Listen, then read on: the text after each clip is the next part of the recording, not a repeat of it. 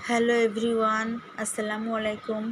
আশা করি সবাই ভালো আছেন। আমিও আলহামদুলিল্লাহ বেশ ভালো আছি।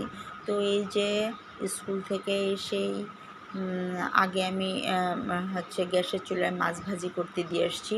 এবার আমি এই যে আমার ছোট্ট এই ডাইনিং রুমে আসলাম। এই যে এখানে আমি মশলাটা ফ্রোজেন করা ছিল, তো ওটা তো এখন দিয়ে রান্না করা কঠিন হয়ে যাবে, এই জন্য ওভেনে হালকা একটু গরম করে নিলাম।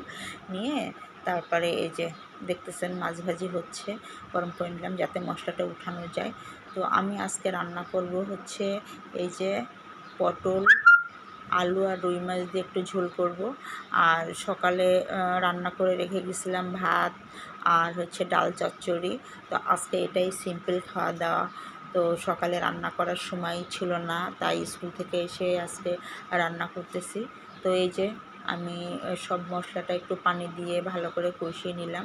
এর মধ্যে এবার আমি পটল আলুর তরকারিটা দিয়ে দেব, দিয়ে একটু পানি দিয়ে কষিয়ে নেব। একটু পানি দেব, পানি দিয়ে একটু কষিয়ে নেব যাতে একটু পটলটা নরম হয়, সিদ্ধ হয়ে যায়। কারণ পটল ভালো করে না কষালে একটু শক্ত শক্ত হয়ে থাকে, ওটা আমার খেতে ভালো লাগে না। তো এই যে আমি পটলটা ভালো করে কষিয়ে নেব, এর মধ্যে একটু পানি দিয়ে নেব, একটু পানি দিয়ে কষিয়ে নেব। তার ওদিকে হচ্ছে আমি ছোট্ট ফ্রাই প্যানে এক পিস মাছ ভাজি করতে দিয়েছি, যেটা আমার মেয়ে এখন বলল যে আম্মু আমি এখন মাছ ভাজি দিয়ে ভাত খাবো। তো ওর জন্য আমি এক পিস মাছ ভাজি করতে দিলাম। তো ওটা হয়ে গেলে ওরে খাওয়াই দেবো, কারণ এখন অলরেডি 2টা আর বেশি বেজে গেছে। তো ছোটো মানুষ খাবে, খেয়ে ঘুমালে ঘুমাবে, নাহলে যাই হোক। তো ওই যে পাশের চুলায় আমি ওর জন্য এক পিস মাছ ভেজে নেব। তো এই যে আমার পটলের পানিটা শুকিয়ে গেছে, একটু ভালো করে কষিয়ে নিচ্ছি। কষিয়ে দেখতেছেন যে আলুটা সিদ্ধ হয়েছে নাকি দেখতেছি। তো একটু শক্ত শক্ত আছে, পুরোটা সিদ্ধ হয়নি। তো আমি এই যে ঝোলের পানি দিয়ে দিলাম, ঝোলের পানি দিয়ে ঢেকে দিয়ে কিছুক্ষণ রান্না করে নেব। আর একটু পানি দিলাম, একটু কিছুক্ষণ রান্না করে নেব। তো রান্না হয়ে গেলেই মেয়েকে খাওয়াই দিব। তো এই যে মাছ ভাজিটা হচ্ছে, মাছ ভাজি হলেই মেয়েকে খাওয়াই নেব। তো এই যে ঝোল যখন পানিটা ফুটে উঠেছে, তরকারি ঝোল, তখন আমি মাছ ভাজা দিয়ে দিলাম, দিয়ে কিছুক্ষণ রান্না করব।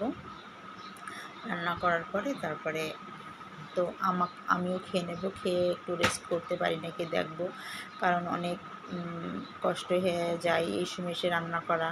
তো এই যে অলমোস্ট আমার রান্নাটা হয়ে গেছে। তো এই যে আমার রান্নাটা হয়ে গেছে, আলু সিদ্ধ হয়ে গেছে, যাই হোক রান্না হয়ে গেছে। এখনই মেয়েকে খাওয়ায়ে তারপর আমি একটু খেয়ে নেব।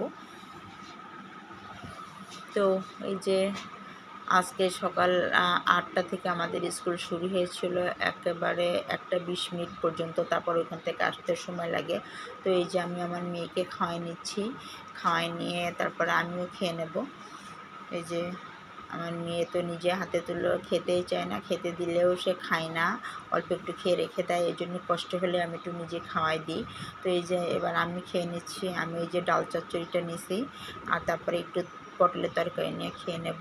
তারপরে মেয়ে এই যে ঘুমালো না, তো বললাম একটু পড়ে নাও, পড়ে নিয়ে খেলবে, আবার সন্ধ্যায় তো ম্যাডামের কাছে পড়তে যাবে। তো এই যে তার পড়তে বসলে এই যে চুল সামনে চলে আসে। তো খোদা হাফেজ সবাইকে।